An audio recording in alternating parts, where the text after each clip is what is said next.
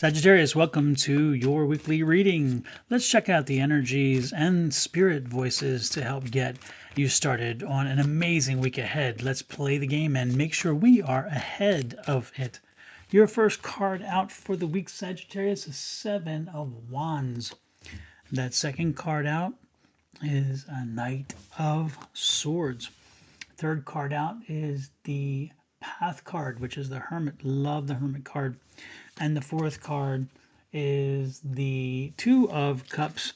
I wanted to show you, I want to point out specifically this Hermit card because look at this energy. I mean, just this is such a beautiful card. Look at that. Just the artwork alone.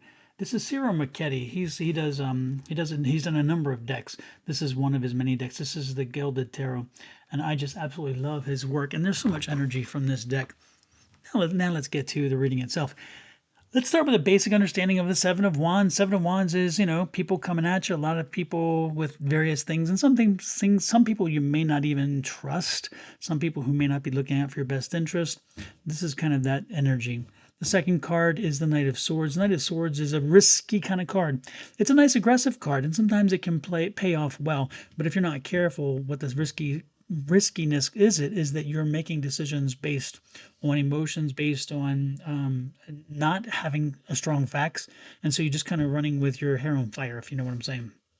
The third card is a Hermit card. That's your path card. That's getting back to your path, and that's focusing on your path. Are you looking at your path? The snake is in the way, just reminding you that not all is clear on any path, nor is everything the easiest way. And then the fourth card is a Two of Cups, and the Two of Cups is, I call it an alternate lovers card, but it's also a union card. It's finding the combination, the similarities between two different things, and this is mostly about emotions, okay? The cups are about emotions. Swords are more about knowledge and logic and reasoning. And then, of course, Wands is work, and a few other things. Let's get to it now and go over the metaphysical, or again, the psychic / intuitive stuff that makes these cards connect to you for the week, Sagittarius. First thing is it's going to be a busy week, and a lot of people are going to be pulling on your time and your energy and your resources. Not everyone has your best interest at heart because they're looking out for themselves. So be careful this week because you're going to be asked to do a number of things, and while you're juggling those things, you may make a quick decision that you'll regret.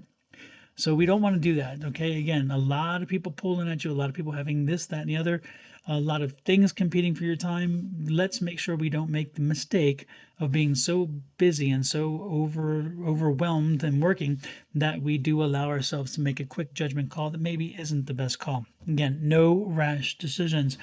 Whenever you make a decision this week, again, remember, does this align with who I am? Does it align with what I am? Does it align with where I'm going? If you're making a decision and you're not making a decision based on logic and reason, and again, making it based on a very irrational moment or a very rational time, very irrational time when you're having to, jump too quickly, then don't do it. Just don't do it. Put it off, If you do that, then you're gonna be fine. But again, it's interesting because whatever this decision is, when again you're overwhelmed already, but when the decision comes out and you have to make it, it's going to align with you because whatever the decision is, it's going to have a good impact on you for the next few weeks. And again, maybe it's the people you're looking at in your life, maybe people coming into your life, or maybe people who need to maybe exit the life. Who knows what that situation is?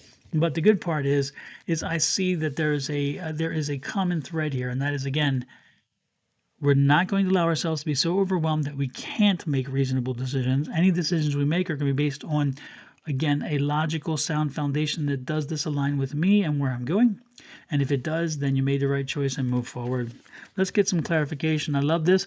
This could force you this week. This is the King of Cups, and the King of Cups is a great energy cups. Again, it's about emotions too. And the cool part about it is this king is a very flexible king. This king is saying, hey, you know what? It doesn't have to be necessarily the way I planned. I just need to get to the destination, which is, again, to my path. I need to do whatever's lying on my path. So if I have to do some changing, some shifting, whatever, it's okay. I can do that because I will ultimately wind up where I need to be. If that is if I keep my focus on my path, then I should be fine, okay? I love that card. The next card out is a 10. I'm liking this. So the 10 is telling me that this is something where you feel like you're getting close to finishing and maybe you feel rushed. And you're like, let me just put this to bed quickly. Let me let this go. Bye-bye. And that's the warning here. It's like, yeah, you may be close to finished and this may be the closing act even, but let's not, again, make a bad choice because everything else this far has been very good. And so be flexible enough to make the change, to take the time to bring about the closure in your own best interest. It comes back to that Hermit card. The next card out is a Hanged Man. And I like this because what the Hanged Man is saying is if you cannot determine that this makes a wise decision, if you have to not decide, then don't decide. This is one time where paralysis by analysis will work. Use the reasonable, logical mind that you have and think it through and make sure that you're making the right choice. And if you cannot come up with the right choice, then don't make the choice. Not at this point. Let it go until you can. Okay, the fourth card out is the Death card, and that again is a change card. So again, don't be surprised if wherever you're going, however you're thinking you're going to get there, there's going to be a deviation this week. It's not going to go as you hoped.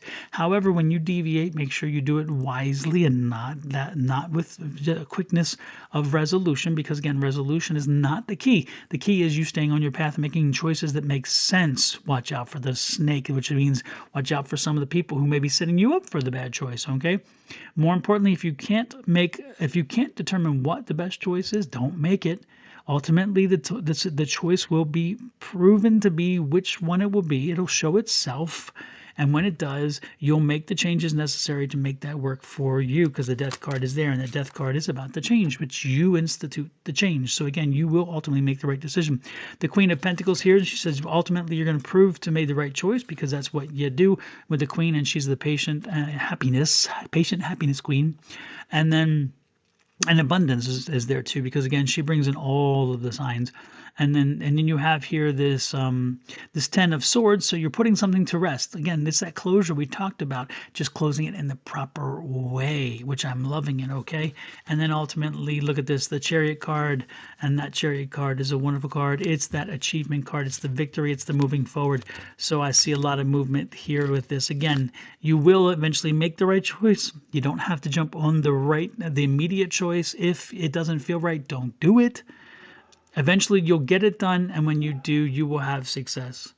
Hopefully, this resonates with you. Let me know how it goes, and we will talk next week. Love, light, and blessings. Hit the like, share, subscribe, and follow button.